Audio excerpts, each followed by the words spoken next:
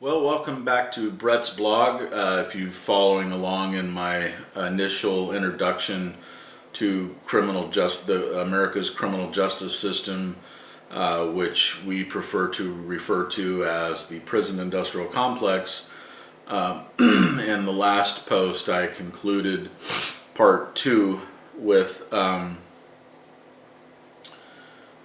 explaining how I had been taken, arrested initially on the beach in Mobile, Cebu, and then transferred up to Manila the next morning, and then to the big monolith immigration office in Manila, and then that evening, the second evening, taken to this prison facility on this military or police post. And I make a note, since I'm beginning again here, that the purposes of these posts, these first 7 or 8, are to lay a foundation for launching into the story of this terrible experience that I had being investigated, prosecuted, incarcerated, and tried in America for a crime that never happened, and managing to succeed against great odds, against great obstacles. So this is really the purpose of the law posts. Well, the purpose of the last post and this one is to just introduce you to the various law enforcement agencies that I was exposed to through my ordeal. And I'll make a note again that if you go to the writingforfreedom.com homepage and click on the 825 days tab, that'll take you to the 825 days side of the site, where there's a commercial, there's a welcome video, and an invitation to subscribe so that you can watch videos of my book where I explain many of these stories in greater detail, including the one that I'm getting into now. And I think in fact, in part 1 of my book, each of the chapters begins with a 6 to 8 page overview of something different that I experienced inside the Philippine prison, which was just outside of Manila. So, and this was my introduction to that prison facility where I'm going now. So, in the last post, I concluded by explaining that the evening of the second day of my incarceration,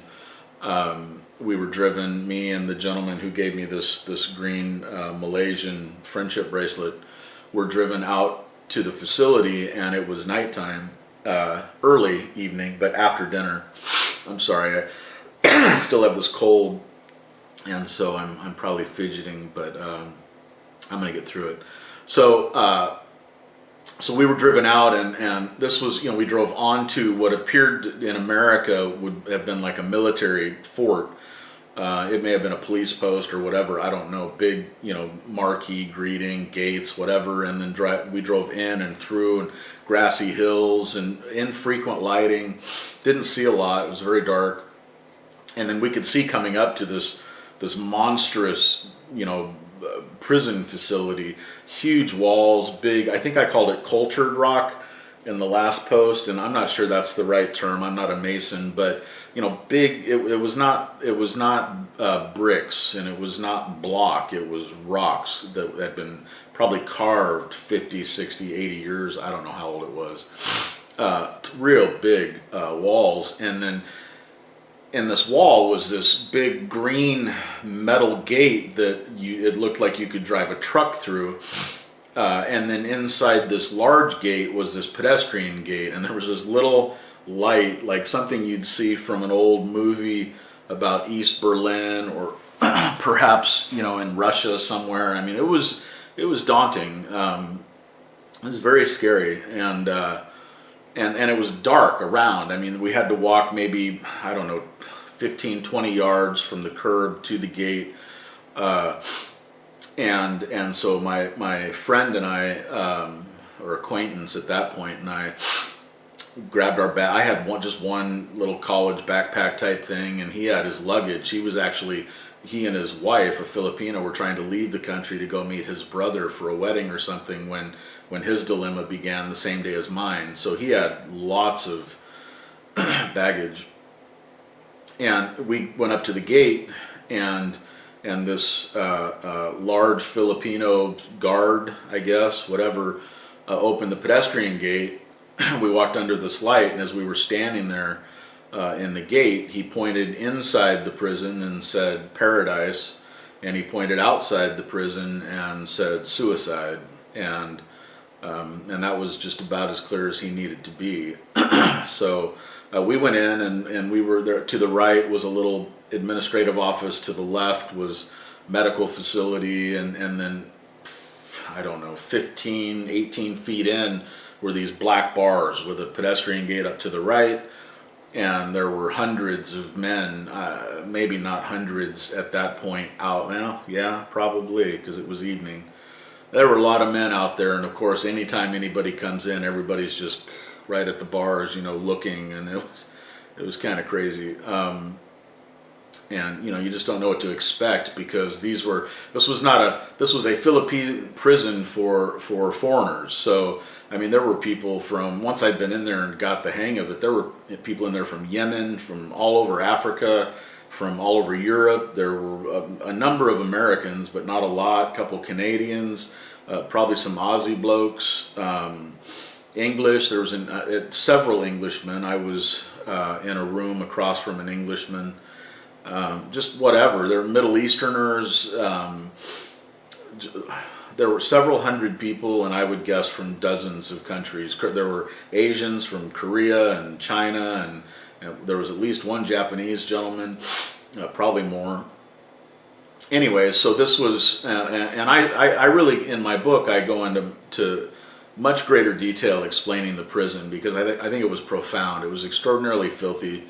It wasn't terribly violent. It could be, but there wasn't a sense of violence. There were a couple of violent acts while I was there, but generally, once you were in there, if you didn't wet yourself when you went in, if you just kind of approached it like an adult, like a man, there weren't obvious problems, but people got into problems, and there were some that I think I recount one or two. But I explained the facility because, comparing that to an American facility, it's very different. And in terms of an appearance, one would think that it was much, much worse. And in terms of cleanliness, it was much worse. But in terms of some social issues, it was much, much better. And I talk about that in my book because it's important. The desensitization and the alienation that American facilities practice is psychologically and emotionally terribly damaging, and because the Philippines is a very familial place, and because they don't provide much to their inmates, you're incumbent on people on the outside helping you, other than you get a metal bunk and a piece of plywood, and that's it. I mean, literally, that's it. So you don't get soap, and you get a very meager rationing of food twice a day, and I mean meager, like just a little baggie of food. So I talk about that in the book. But so while I was there, I was in the custody of whomever operated that facility. They didn't identify themselves to us. I assumed that it was part PNP and part immigration authority. And there was a little medical office and some admin staff. There was a sari store. And some Filipinos that worked in there, and then there were guards, and they were different all the time. They didn't wear uniforms. They didn't have guns. I think they had radios, and they might have had sticks. They stayed out of the prison facility for the most part. They came in the morning for roll call, and in the evening to lock it down, and that was it. We were on our own unless there were major problems, and there were only a couple. And then usually they watched. They ran in and got a good front row seat and watched the trouble until it was over, or until they needed to intervene. And then, so I was there for several weeks. I lost track, or didn't keep real good track, 18, 19 days, something like that, maybe 3 weeks at the most. And then I was taken to the airport in Manila to be brought back to the United States. And It was the Jefe, the immigration Jefe who had taken me to the main administration building weeks before that was back, and he and a couple other guys took me to the airport in Manila, and then that was I came into contact with airport security and airline security and immigration police, and John, the FBI official who was present the day that I was taken into custody, was there. And then that's where I met my first experience with Marin County and their investigator, Mrs. Sarah Delaney, who managed to violate my rights at least 2 or 3 times in the short 12 hours, 13 hours that we were together. I noted this with my attorneys, and basically, just in America, accused have very little rights. It's really a joke. And plus, many law enforcement officers are just liars. They're dishonest. Not all, and not most, I hope, but certainly she is. She was, and and others. And but there's nothing you can do about it. It's your word against theirs, and there's such a stigma with even being accused of anything in America that it's just pointless to bring it up unless you can clearly document it. And other than me telling you that it happened, nobody else is going to verify it. So it is one of those hidden truths, which is interesting because when I finish the law enforcement series here, I'm going to move into a short series on truth and justice, and I'm going to give several posts about truth and justice, and that'll be the conclusion actually of this foundation before I begin moving on and telling bits and pieces of my story through blog posts. So, but anyways, I spent some time in the airport, got to talk to John a little bit. There were many people around who seemed to be interested and concerned with me getting on the airplane. And then, I'm a fairly identifiable guy. I mean, I guess the best explanation would be I kind of look like Santa Claus on a Harley. Although I didn't have this. I had a goatee and probably several days of growth, but I didn't have a big full beard. But Santa Claus on a Harley. So, and I was wearing a T-shirt from a friend of mine's Resto Bar, and I was wearing cargo shorts and flip-flops, and there was some discussion about getting me on the airplane, and that's really funny. They wanted to do it low profile, but all the walls in the international terminal on the way to the plane are glass. I mean, total glass, and they put me on the plane first in the Philippines and took me off the plane last in San Francisco when we arrived. And so it's very humorous. You'll have to check out the book to get that. But putting me on the plane first and walking me down on the secure side of the glass, and I'm handcuffed, and they're trying to hide the handcuffs. And there's 10 people around me, and the whole plane saw me going on. I'm sure they were scared witless. It was really bizarre. And so they put me in the very back of the plane, very, very up against the bulkhead for the restrooms, and I was in the middle aisle, 5-seat aisle, and I took the middle seat, and then Sarah Delaney took one seat, and then the immigration Jefe guy took the other seat.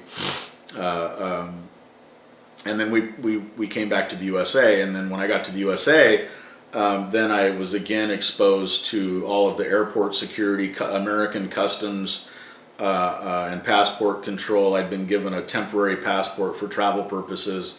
Essentially, Sarah Delaney brought me into the country, and then I was in this room where U.S. immigration, I presume, they didn't identify themselves to me, but I'm sure that's who they were. They kind of went through my stuff real quick, and maybe they asked me a few questions. I don't know. They talked, Sarah and he talked, and it was short. And then the U.S. FBI, an actual agent. Again, I don't know if John was a badge carrying agent or an administrative person. He may have been either. I don't know.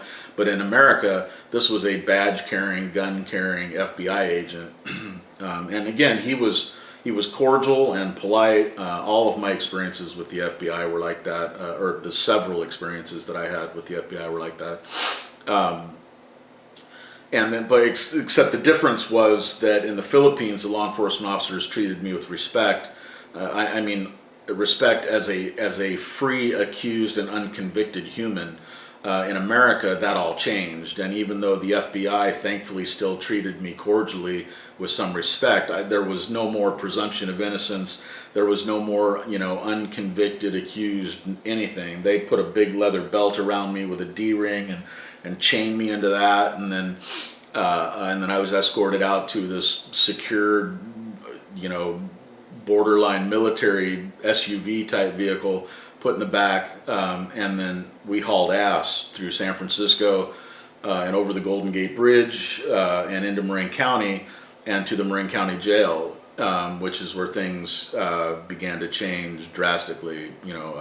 For all the time I'd been in custody, I still pretty much felt like a human, and that was about to change remarkably. So they take me to the Marin County Jail, and of course Sarah Delaney is there, and she checks me in, and then I'm introduced to Marin County law enforcement staff, the sheriff's office, who manage the jail.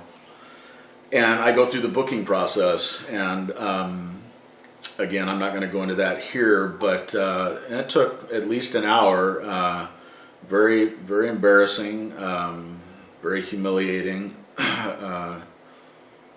But again, I do want to make it clear that I was treated with at least cordially, I guess is maybe the best word. I'm sure if I'd acted differently, they would have treated me differently. But I knew that I was in it for the long haul, and I needed to just chill out and get my ducks in a row. I had an attorney by this point. I was waiting to see my attorney, and I think I saw him that day or maybe the next day. So I just went in and played it cool, and again, they were cordial, professional in every case, met some administrative staff and some sheriff's deputies, went through the booking process, and then that was my home for over 800 days. Ended up cleaning that room dozens of times over the next several years, and so forth. And so the Marin County Sheriff and his deputized and free staff or admin staff were other law enforcement personnel that I was exposed to, and then as I started going to trial or going to court hearings, then I was exposed to all the bailiff staff, which are deputized sheriffs also, but they wear a different hat than the custody deputies on the jail side. And then all of the court staff, from the judge to the court or judges. I had several judges over the course of my process, and all of the court staff, and some of them I think are deputized and many are not, and then finally my experience with the Marin County District Attorney's Office, not just Sarah Delaney, but now I had a very unique circumstance in Marin County. The elected district attorney, Mr. Ed Barbarian, chose to prosecute my case, and I'm sure that was a big FU from him to me, or from the community to me. And I go into that in my book. I'm not going to waste your time with that now. It's really not worth much. He's pretty much long overused his abilities and whatever. But it is unique, and it is noteworthy that the DA chose to prosecute my case. And those in the law enforcement community will understand that, and those that don't, just check it out. The prosecutor's office is a huge office, and they have many busy people, and the elected DA is kind of a figurehead, a politician. It's his job to keep the office moving forward. They typically try very few cases, and typically they try to pick the ones they can win. And fortunately, in my case, he didn't win. So those are all of the law enforcement personnel that I was involved in through my journey, from the little tourist police, bicycle riding tourist police in the Philippines and Mobile, up through the national police and their custody and immigration, and then transported internationally on the airlines and airline security and airport security, Marin County District Attorney's Office, the FBI, Marin County Sheriff and Sheriff's deputies, and their bailiff and court staff and court officers, and my ultimate judge, the Honorable Kelly Simmons, and so forth. And so I hope that's a good overview. My next and final law post, this foundational law post, will be about and to the Marin County Sheriff and his deputized and free staff who had custody of me for over 800 days while I went up and through trial, where I was acquitted October 16th of 2015. So I hope you'll stay with me. I'm enjoying this, and I hope it's helping you, or at least it's entertaining at the very least.